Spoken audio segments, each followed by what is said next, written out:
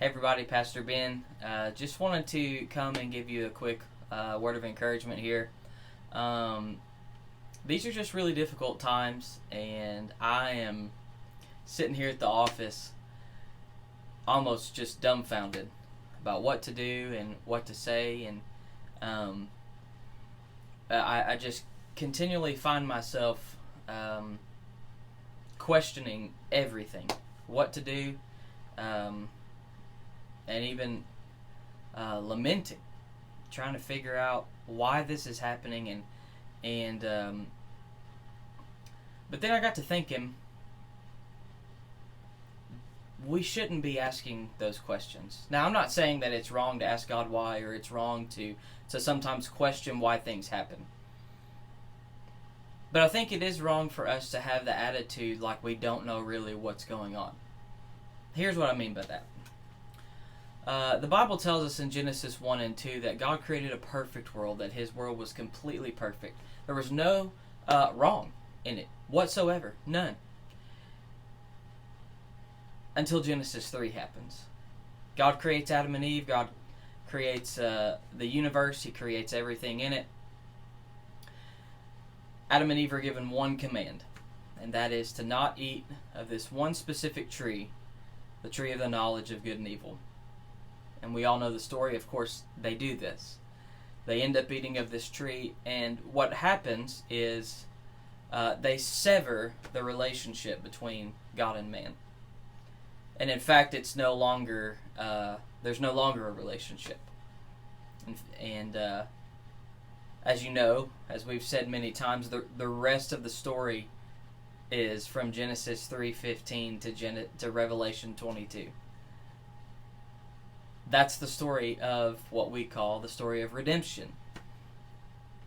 And so I say that Christians really shouldn't be wondering why this is happening, because we know why this is happening, and this is happening because we live in a fallen world.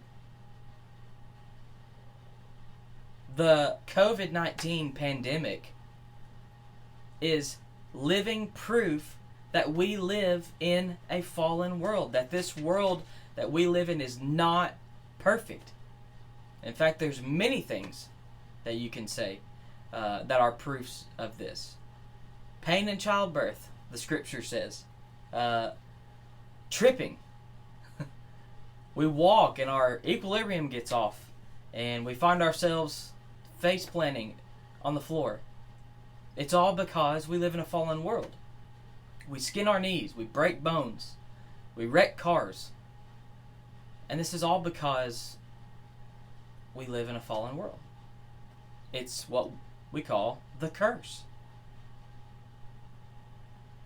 But then I got to thinking too, there's a chapter in Isaiah that is actually a prophecy of what is to come. Because Christians know that though we do live in a fallen world, that this is not the end. We have hope. We have certainty that there is something more that's actually going to be coming. And we know it as the new heavens and the new earth. Now, regardless of your millennial view, regardless of how you think this is going to pan out or when this is going to take place, we do know that there is going to be a new heavens and a new earth. And God is going to make all things new. In other words, He's going to restore it back to what its original purpose was in creation. Listen to what Isaiah says in chapter 65, verse 17. He says, "For behold, I create new heavens and a new earth."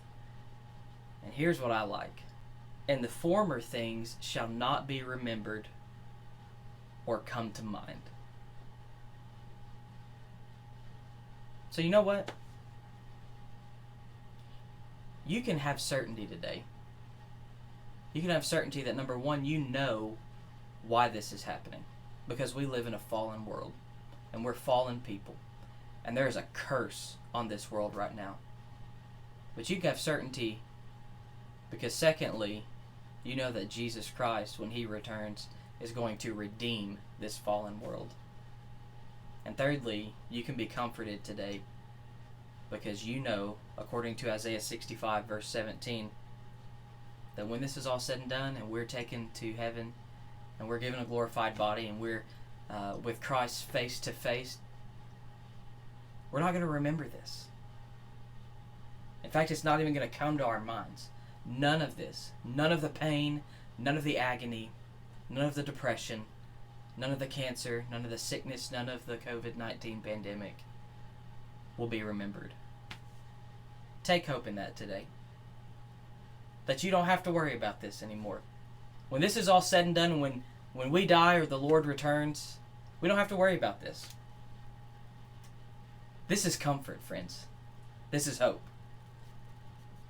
Hope you have a good rest of your day.